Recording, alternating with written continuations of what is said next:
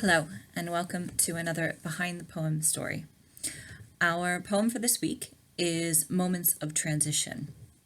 Now, I'm slowly running through. I'm more than halfway through the collection by this point, so choosing poems to do each week is getting more and more challenging, and trying to decide when it feels right to tell the story for a particular poem is quite difficult. This has been a very difficult week, as I'm sure it's been difficult for everybody, but I found it quite challenging until something occurred to me to look back at this particular poem, Moments of Transition, and remember where I was when I wrote it, how I was feeling when I wrote it, and bringing that back and reading the poem, I remembered how much I liked it, how much I enjoyed writing it, how right it felt once the idea was on the page completely. And so I decided to kind of honor that strike, that lightning strike of, yeah, I think it's time to tell this particular story. So it's one of those few poems that I do remember exactly where I was and what I was doing when I wrote it. I was on the first day of a brand new job, so the moments of transition spoke to me quite intensely. I was at a training conference in Woking at a hotel, and we were getting ready to have our dinner, and we'd had a lot of sessions that day about different aspects of teaching and different things that we were doing. And I was really jazzed. I was really excited because it felt good. It felt right to be part of this new community of teachers. And so I sat down before dinner and I wrote a couple of poems. Moments of Transition is one of them. And it's a little bit more consciously technical when I wrote the final draft that I put into the manuscript, because if you remember reading poetry in school, or if you remember reading poetry on your own, it is very easy to get lost in what you're doing and to have that impulse to stop at the end of a line. It's very, very important that you don't stop at the end of the line unless there is a punctuation point there, whether it's a comma or a full stop, or an ellipse in the case of one of the lines. It's purposely done because the entire concept of the poem is transition, moving from one moment to the next, one place to the next, one feeling to the next. The whole point of not using punctuation at the end of the line was on purpose. So when you move through the poem, it is also moving through transitions between the lines, between the images, between the ideas. So I want you to, when you read the poem, kind of fight that impulse to stop rhythmically at the end of the line, to just follow it through. Another thing about the poem is that the first 8 lines are more broken up by more punctuation. There are lots of commas, lots of full stops there, just trying to break it up, this stilted kind of anticipation of moving from one moment to the next. The first 8 lines hold examples that are either time-based or like concrete moments based, where we feel the tension of transition, where we feel moving from one point to another, one moment to another, is most keenly. Things like right before a thunderstorm. It's something that almost everybody I know feels the pressure, the change in the barometric pressure when there is a big thunderstorm coming, or when rain is about to happen. The air feels kind of pregnant with that moisture and waiting that happens right before a downpour. So that kind of example is important to set the scene almost for the kind of rolling transition that happens later in the poem. There is also an important idea of how, when we are in moments of transition, whether those are physical and real world based transitions or emotional transitions, we have this impulse to inhale and hold our breath, where we have the impulse to exhale in relief once the moment has tipped over. Like when you go up a roller coaster and you know what's on the other side of the hill, and you know that there is that moment between moving up and crashing down, and we have that impulse to hold our breath, take our breath in, and exhale once we are relieved of the tension of the in-between.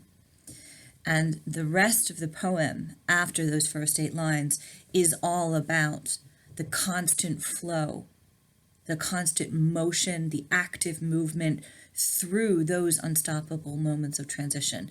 It's almost like in a series of moments that we have every single day, that series of moments that the transition is almost over when the next one comes along. We almost barely notice it as it goes by between the moments.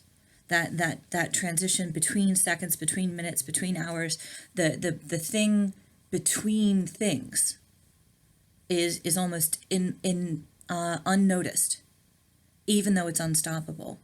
We get onto the next transition before we've even noticed the first one or the second one or the third one has happened. And when we allow ourselves to pause in that transition, it's very reflective, it's very calming. You can't stop it. It's life. There's no punctuation or full stops that are actually going to make that moment pause in real life. There are, it's purposeful in the last 12 lines of the poem that there are almost no punctuation marks, that there is definitely no punctuation marks at the end of the lines until you get to the last 3. I don't want you to stop. I want you to keep moving through that space between, because that's what I was feeling at the time.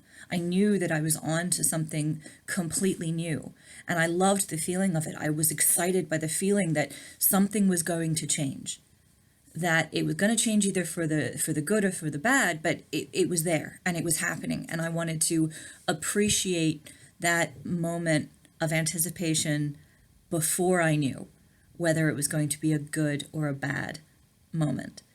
And so I want you to feel that as well. I want you to kind of rush through it when you read it the first time through, or maybe the second time through. Follow the punctuation, follow the lines as they twist and they turn and they keep going through those moments. And then, after experiencing that flow of transitory moments, then go back and look at individual images, almost like when we go back through our own memories, when we live our life day to day, and then we stop for a moment, any point during the day or at the end of the day, and we remember specific moments in the day that stand out. That's what I want you to do with the poem. There are specific images within that long flowing transitory moment, and I want you to experience it as a long flowing transitory moment on the whole, and then go back through and look at the individual images like they were memories, like they were moments of transition that you have experienced at different times, that you want to go back and think about or reflect on, as if whether you've experienced it individually amongst all the other transitory moments. So it's the last 3 lines in particular, which are all part of the same sentence of those last 12 lines, but are purposely ambiguous. And they are meant to reflect that ambiguity of the time between times and the frustration that brings. When we are in that time between times, that time between moments, we can't get a telegraph of what's going to happen next. We don't know while we're in transition whether what's coming next is good or bad, but we do know that it's coming and that it's unstoppable and it's life.